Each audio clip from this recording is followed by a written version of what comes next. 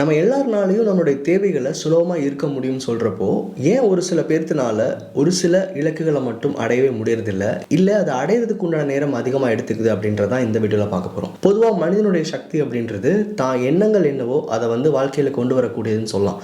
அப்படி இருக்கும்போது இந்த 2 தடைகள் இப்போ பேச போகிறோம் இல்லையா, இதை நீங்கள் சரியாக புரிஞ்சுக்கிட்டு இதை நீங்கள் திருத்த முயற்சி பண்ண ஆரம்பிச்சிங்கனாவே நம்ம வாழ்க்கையில் நம்ம அடைய வேண்டிய விஷயங்களை ரொம்ப சுலபமாக அடைஞ்சிட முடியும்னு சொல்லலாம்.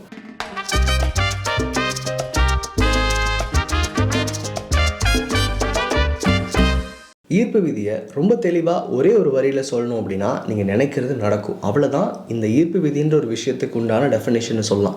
ஆனால் இதை தாண்டி நம்ம எண்ணங்களுக்கு என்ன நடக்குது, நம்ம ஆள் மனசுக்குள்ளே என்ன நடக்குது, நம்ம தேவைகளை நம்ம எப்படி பார்க்குறோம், இந்த மாதிரி நிறையா விஷயங்கள் இருக்குது.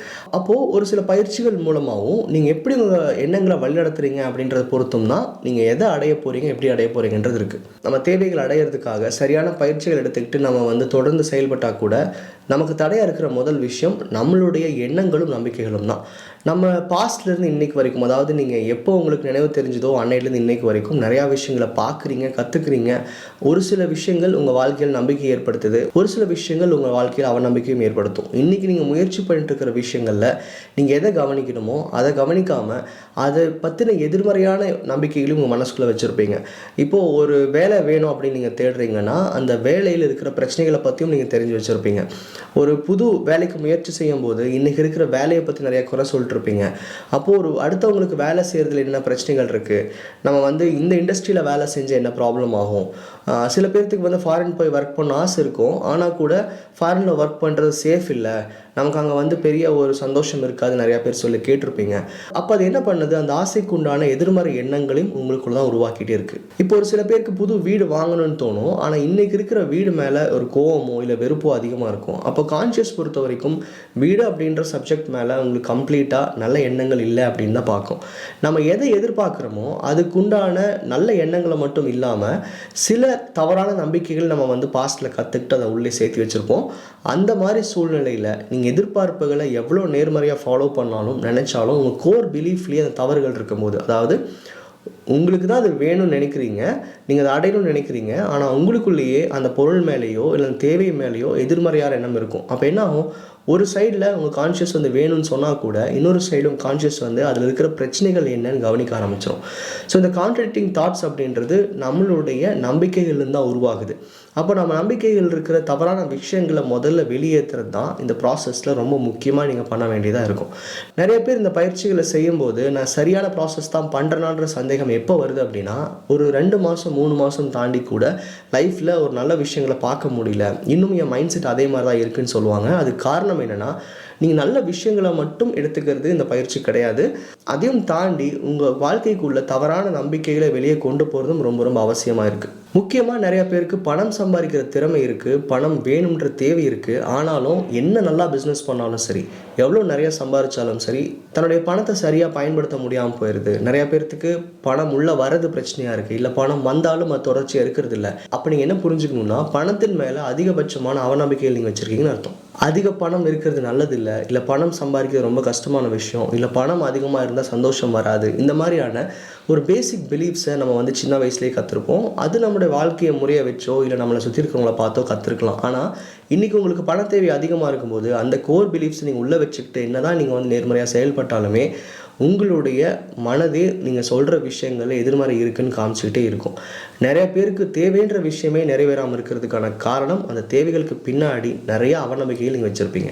அப்போது நம்ம தேவைன்னு சொல்கிற விஷயங்களுக்கும் நம்மளுடைய நம்பிக்கைகளுக்கும் ஒரு அலைன்மெண்ட் இல்லைன்னா இந்த மாதிரியான கான்ட்ராடிக்டிங் ரிசல்ட்ஸ் வரதான் செய்யும். அதாவது எதிர்மறையான விளைவுகளை பார்த்துட்டே இருப்போம் தொடர்ச்சியாக. அப்போ நம்ம முதல்ல என்ன பண்ணணும்னா, நம்ம நம்பிக்கைகள் தப்பாக இருக்குதுன்னு புரிஞ்சுக்கிட்டு என்னென்ன விஷயங்கள் நமக்கு அவநம்பிக்கை கொடுக்குன்னு தெரிஞ்சுக்கிட்டு அது எல்லாத்தையும் நம்ம லைஃப்லேருந்து எடுக்க ஆரம்பிக்கணும். இப்போ தொடர்ச்சியாக உங்கள் பழைய தவறான எண்ணங்களை நீங்கள் மாற்றும் போதே உங்களுக்கு என்ன லைஃப்பில் வேணுமோ அதை அடையிறதுக்கு உண்டான வாய்ப்புகளும் தெரிய ஆரம்பிக்கும். அடுத்த விஷயம் ரொம்பவே முக்கியமானது, நம்ம எல்லாத்துக்கும் என்ன தேவையோ அதை எதிர்பார்த்து நம்ம வெயிட் பண்ணுறதா சொல்கிறோம், ஆனாலும் அது நடக்காட்டி நம்ம வாழ்க்கை என்ன ஆகும் அப்படின்ற அந்த இன்னொரு சைடு அதிகமாக யோசிக்கிறவங்க தான் இங்கே ஜாஸ்தி. நிறைய பேருக்கு தான் எக்ஸாமில் பாஸ் பண்ணணுன்ற அந்த தேவையை விட நான் எப்படியும் ஃபெயில் ஆகிடக்கூடாதுன்னு யோசிக்கிறவங்க ரொம்ப அதிகம்.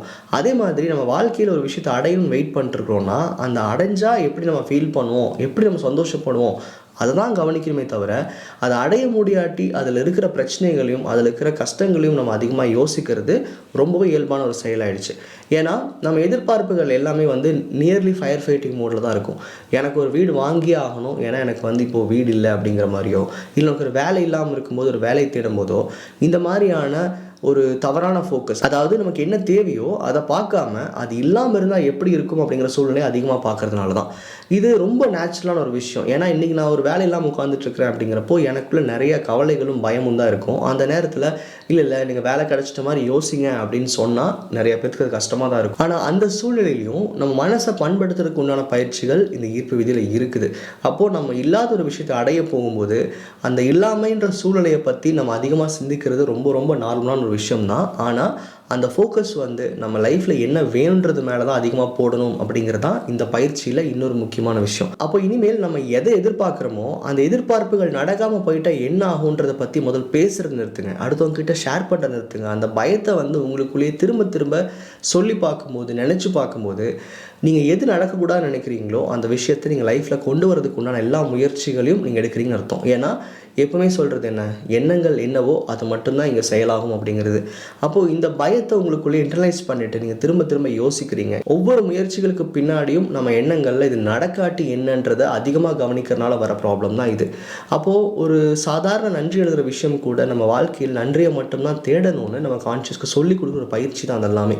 இந்த மாதிரி நம்ம தேவைகளை தாண்டி நம்ம தேவைகள் நடக்காமல் போயிட்டா என்ன ஆகும்னு சிந்திக்கும் போது இந்த பிரபஞ்சம்க்கு புரியாது நீங்கள் வேணும்னு சொல்கிறீங்களா வேணான்னு சொல்கிறீங்களா. அப்போ நீங்கள் முடிவுகளை எப்படி சிந்திக்கிறீங்களோ அந்த முடிவை மேட்ச் பண்ணுறதுக்கு உண்டான ஆப்பர்ச்சுனிட்டிஸ் தான் இங்கே காட்டும்.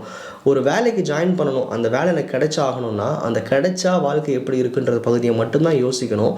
கிடைக்காட்டி என்ன ஆகுன்றதை முதல் பேசவும் கூடாது, அதை பற்றின எண்ணங்களை உங்களுக்குள்ளே கொண்டு வரவும் கூடாது. அதே மாதிரி பிஸ்னஸ் ஸ்டார்ட் பண்ணணும், இல்லை நான் ஒரு பொருள் வாங்கணும் அப்படின்னா அது அடைஞ்சால் உங்களுக்கு கிடைக்க போகிற சந்தோஷத்தை தான் இந்த பிரபஞ்சத்தை நீங்கள் காட்டணுமே தவிர, நினைக்கணுமே தவிர, இல்லை எழுதணுமே தவிர, அதை தாண்டி அதில் இருக்கக்கூடிய பிரச்சனைகள் என்ன, அது நடக்காமல் போயிட்டால் என் வாழ்க்கை எப்படி மாறும்னு நீங்கள் சிந்திக்கிற ஒவ்வொரு நிமிஷமுமே நீங்கள் உங்கள் எதிர்பார்ப்புகளை தவறாக தான் இந்த யூனிவர்ஸ்க்கு ப்ரொஜெக்ட் பண்ணுறீங்கன்னு அர்த்தம். ஸோ முதல் விஷயம் நம்ம தேவைகளுக்கும் நம்ம நம்பிக்கைகளுக்கும் இருக்கிற அந்த அலைன்மெண்ட்டை சரி பண்ணிக்கிறது. அடுத்த விஷயம் நம்ம என்ன தேவைன்னு பேசுகிறோமோ அந்த தேவைக்குண்டான எண்ணங்களை மட்டும் வச்சுக்கிறது, அதாவது தவறான சைடை பார்க்காம இருக்கிறது. இந்த ரெண்டு முக்கியமான விஷயமுமே நம்மளுடைய மேனிஃபெஸ்டேஷன் ப்ராசஸில் ரொம்ப ரொம்ப உண்மையானது, தேவையானது. இந்த பயிற்சிகள் இருக்கும்போது தவறான விஷயங்கள் இல்லை எண்ணங்கள் உருவாகிறத தடுக்கிறது நம்மளுடைய சொந்த முயற்சியாக தான் இருக்க முடியும். ஸோ ஈர்ப்பு விதியை பொறுத்த வரைக்கும் இந்த ரெண்டு விஷயங்களை நீங்கள் சரியாக கவனிக்கணும். இந்த ரெண்டு விஷயங்களை சரி பண்ணிட்டீங்கன்னா உங்களோட மேனிஃபெஸ்டேஷன் ப்ராசஸ் ரொம்ப ரொம்ப சுலபமாக இருக்கும். நன்றி.